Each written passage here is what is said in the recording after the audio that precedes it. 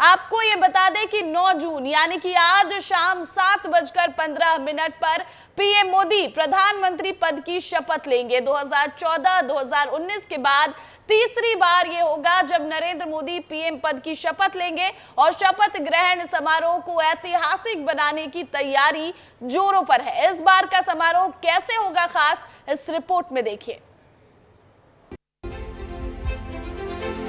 मेरे लिए जन्म सिर्फ और सिर्फ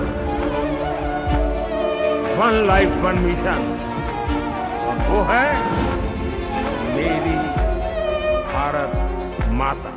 2014, 2019 और अब 2024 देश की जनता लगातार तीसरी बार नरेंद्र मोदी को पीएम पद की शपथ लेते देखने के लिए बेहद उत्सुक है। नई सरकार से उम्मीद वही है जो उसके लक्षण दिख रहे थे। जो मोदी की गारंटी है, मोदी की गारंटी कभी भी फेल नहीं होगी, ऐसा लोग मानते हैं जिनने वोट दिया है। और उनका पिछला कार्यकाल भी ये बता रहा था कि मोदी की जो गारंटी होती है वो पूरा करते हैं। एक केवल मोदी लहर थी, मोदी की गारंटी चली है, मोदी के काम को देखा गया है और आने वाले समय में ही मोदी को ही देखने वाले हैं अगले 5 साल और। उन्होंने इतने प्रचंड बहुमत से जो भारतीय जनता पार्टी को जिताया और एक बार साबित कर दिया है कि ये देश के विकास में इनका सबसे महत्वपूर्ण योगदान होने वाला है। तो इसमें 2 फैक्टर काम किए, एक मोदी फैक्टर और दूसरा शिवराज का जो है जो पिछला कार्यकाल था वो अपने आप में उसको डिसाइड किया। 9 जून 2024 शाम 7:15 पर नरेंद्र मोदी तीसरी बार प्रधानमंत्री पद की शपथ लेकर इतिहास रचेंगे। जाहिर है इस शपथ ग्रहण समारोह को ऐतिहासिक बनाने की तैयारियां भी हो रही हैं।